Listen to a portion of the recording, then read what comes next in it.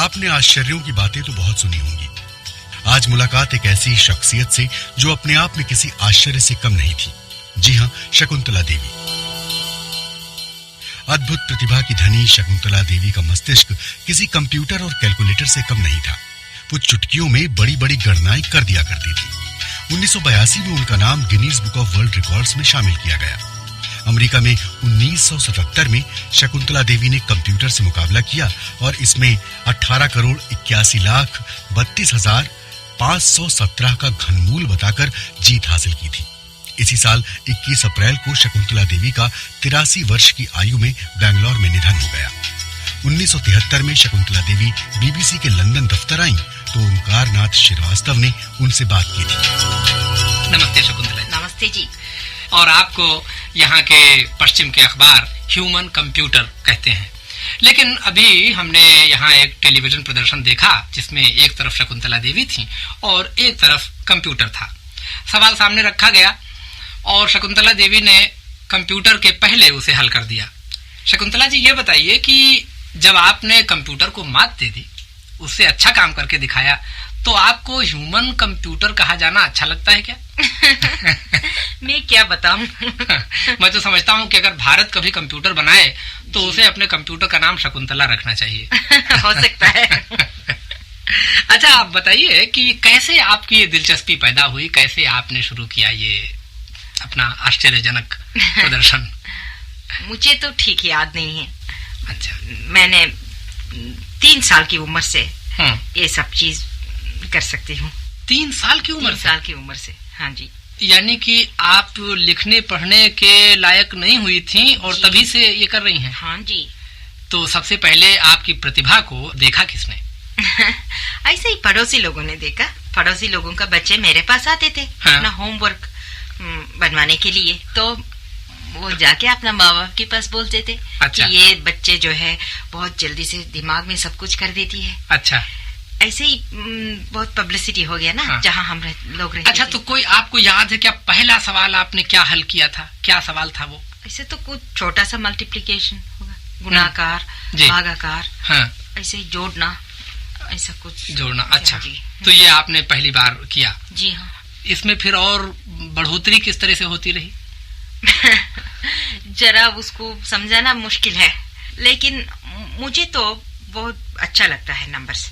आंखों को देखने से मुझे बहुत दिल खुश हो जाती है। अच्छा। है ना? हाँ। इसलिए मैं जब आंखों को देखती हूँ, हाँ। अपने से मेरे दिल में कुछ मेरे मन में हिसाब का हो जाता है। यानी कि कोई अंक आप देखती हैं तो क्या उससे क्या आपके मन में क्या बात पैदा होती है?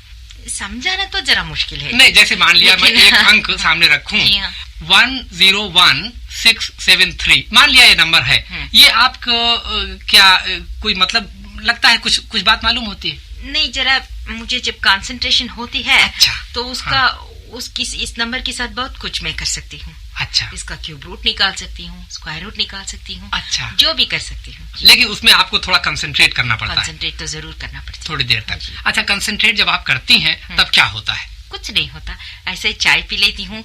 अच्छा। फ्रेंड्स के साथ बातचीत करती हूँ। हाँ। लेकिन मुझे मालूम है कि मुझे ये सवाल का जवाब निकालना होगी आधा घंटे में, 1 घंटे में। ऐसे ही मन में सोचना पड़ती है। अच्छा। ऐसा नहीं कि मैं आंखें बंद करके एक कमरे में बंद करके बैठ जाऊं, ऐसा तो मैं कुछ नहीं करती। तो आपको थोड़ा वक्त लगता है इसको करने में, लेकिन उसका जो स्टेप्स जो कहते हैं गणित में, तो वो नहीं आप करती हैं मन में? हाँ, करती हैं? भी करती हूँ। अच्छा। उस दिन मेरी प्रोग्राम टेलीविजन में हुआ था लंदन में। जी हाँ। मैंने एक सवाल का जवाब भी दी और उसका स्टेप्स भी दे दिया हमने। अच्छा जी। लेकिन स्टेप्स तो बिना स्कूल में सीखे कैसे आ गए आपको? यही तो बात है ना। मैं अंग्रेजी भी बोल सकती हूँ, लेकिन मैंने स्कूल में तो कुछ नहीं पढ़ा। अच्छा, स्कूल में पढ़ा ही नहीं? बाद में भी नहीं पढ़ा। मैंने अंग्रेजी में नॉवेल्स भी लिखा है, लेकिन हमने कभी स्कूल में नहीं पढ़ा। तमिल में हमने स्टोरीज लिखा है, हमने तमिल भी नहीं पढ़ा। यानी भाषा भी आपको इस तरह से आ गई? नहीं, भाषा का बात ऐसा है ना, बात करते करते मुझे प्रैक्टिस हो गया, ये बात है। हिंदी मुझे पढ़ना लिखना तो नहीं आता, लेकिन मैं बात कर लेती हूँ। लेकिन ऐसा है कि कुछ मैंने पढ़ा ही नहीं, ऐसे ही प्रैक्टिस से आ जाता है। अच्छा, आपने कब से अपना प्रदर्शन शुरू किया? मैं जब छोटी लड़की थी, 3 साल की लड़की थी, तभी लगभग मेरा उम्र 3.25 था तब अच्छा। मैंने यूनिवर्सिटी ऑफ मैसूर में पहला प्रोग्राम दिया। अच्छा। और उसके बाद तिरुचिरापल्ली आप जानते होंगे साउथ इंडिया में, वहाँ मैंने एक प्रोग्राम दिया 4.5 साल की होंगी सेंट जोसेफ कॉलेज में। उसके बाद दिल्ली यूनिवर्सिटी में प्रोग्राम दिया और बनारस यूनिवर्सिटी, सारे यूनिवर्सिटियों में। मुझे याद है मैंने बचपन में आपकी तस्वीर देखी थी। अच्छा, मैं भी बच्ची हूँ। जी हाँ, जी हाँ, हाँ, बिल्कुल। हाँ, बेबी शकुंतला आपको कहा जाता था। हाँ, ठीक है। जी हाँ। अभी तो मैं बेबी नहीं हूँ, मेरी ही बेबी है एक। अच्छा शकुंतला जी, आप तो इस सिलसिले में बहुत बड़े बड़े लोगों को आपने एकदम चमत्कृत कर दिया होगा। जी। कौन कौन बड़े बड़े लोगों ने देखा आपका ये प्रदर्शन? गवर्नर लोग, प्रेसिडेंट लोग जी। प्रेसिडेंट तुमको अब्दुल रहमान उन्होंने देखा है जी। मिसेस इंदिरा गांधी ने मेरे चमत्कार को देखा है जी। प्रेसिडेंट डॉक्टर जाकिर हुसैन थे ना, जी हाँ, उन्होंने भी देखा है। और बहुत से बड़े बड़े लोगों ने देख के उनका आशीर्वाद मुझे दिया है। चंद्रशेखर वेंकट रमन के पास भी आप गई थी? देखा था उन्होंने। हाँ, कुछ कहा उन्होंने?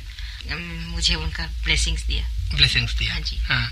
कुछ वैज्ञानिकों ने कभी क्या आपके माइंड को एनालाइज करने की कोशिश की? वो लोग तो मुझे बहुत सताते हैं। अच्छा। जहाँ भी मैं जाऊँ हाँ। मुझे इतना सवाल पूछते हैं कि मैं क्या करूँ। मैं डरती हूँ उन लोगों से आजकल। लेकिन तो भी आपको कुछ ये नहीं सोचता कभी कि भाई ये भगवान ने क्या आपको दे दी है एक ऐसी सूझ जो कि आप समझा नहीं सकती लेकिन दिखा सकती हैं? मुझे तो बहुत अच्छा लगता है, इसलिए कभी कभी हैरान होती हूँ, लेकिन आदत हो गया ना बचपन से। मुझे ये आदत हो गया, इसलिए मैं तो ऐसे ही बहुत एवरेज हूँ सब चीज में। अच्छा, कभी क्या ऐसा भी होता है कि कोई ऐसा कठिन सवाल आ जाए कि आपको ज्यादा जोर आपके दिमाग पर पड़ जाए? ऐसा होता है कभी कभी, मुझे 2 घंटा तक प्रोग्राम देना पड़ती है इधर उधर, तभी बहुत परेशान हो जाता है, बहुत स्ट्रेन हो जाता है। ऐसे ही तो होगा ना। हाँ। जो दिमाग का काम है उसमें परेशान बहुत ज्यादा होती है। आप तो भूल गई होंगी, अगर आप इजाजत दें तो मैं आपको आप ही का एक किस्सा सुनाऊं, संस्मरण। बात है दिल्ली की और आप एक प्रदर्शन देने के लिए आई थी आकाशवाणी में, और उस समय जो आकाशवाणी के महानिदेशक थे श्री जगदीश चंद्र माथुर, वो भी मौजूद थे। और एक महिला ने अपने बच्चे का तारीख बता करके जन्मदिन पूछा और आपने खट से, मेरा ख्याल है कि आधे मिनट से भी कम समय में आपने बता दिया। अच्छा। जब बता दिया तो उन्होंने कहा कि नहीं ये तो नहीं है। और तो आपने कहा आर यू श्योर? अच्छा। तो उन्होंने कहा कि भाई मैं तो माँ हूँ, मैं तो जानती हूँ। और उनको जरा सा संकोच भी हुआ कि आपका प्रदर्शन गड़बड़ हो रहा था।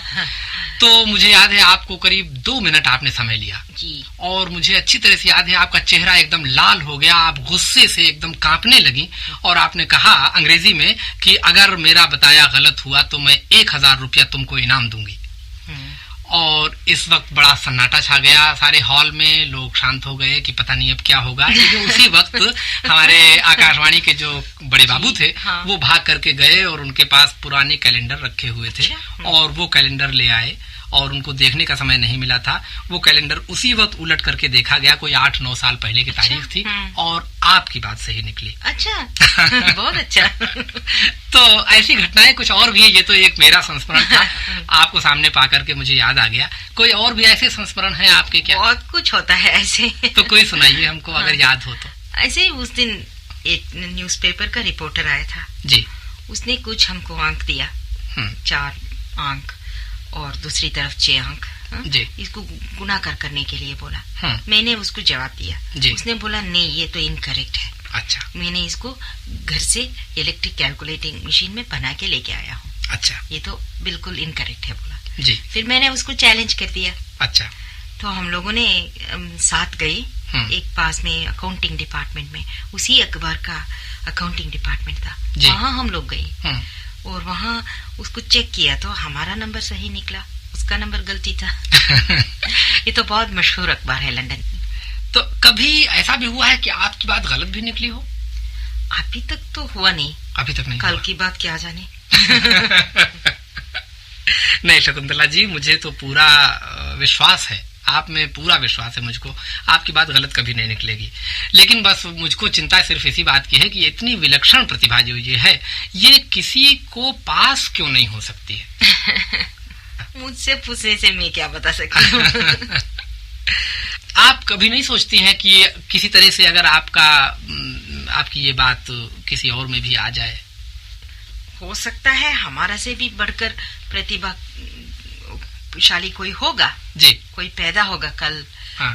10 साल की बात, ये 100 साल की बात हो सकता है। मैं तो ना नहीं कह सकती जी। लेकिन अभी तक तो मेरा मुलाकात किसी से नहीं हुआ। अच्छा, ये जो आप प्रदर्शन करती हैं, क्या ये आपने अपने जीवन का एक तरीका बना रखा है? नहीं, मेरे हस्बैंड तो मुझे मना करते हैं? नहीं, मना नहीं करते जी। मुझे मेंटेन करते हैं अच्छे तरह से। अच्छा। मुझे प्रोग्राम देके जीवन निभाने के लिए कोई जरूरत नहीं है। अच्छा।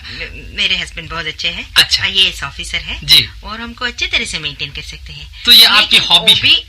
हमारे हस्बैंड भी मेरे टैलेंट्स को बहुत एडमायर करते हैं, इसलिए कभी कभी उनको भी बहुत पसंद है कि मैं दुनिया में 4 जगह जाऊं और हिंदुस्तान का नाम ऊंचा करूं। इसीलिए मैं ऐसा टूर में आती हूँ। तो आपने जाहिर है कि भारत का नाम बहुत जगह फैलाया है। कितने देशों में आप गई हैं? मैं अभी तक तो लगभग 120 देशों में गई। 120 देशों में? 120। मैं तो समझता हूँ कि आपकी जो विलक्षण स्मृति शक्ति है उसमें शायद 120 देशों के नाम भी आप गिना सकती। रशिया, चाइना छोड़कर सारी दुनिया आपने घूम चुकी हूँ।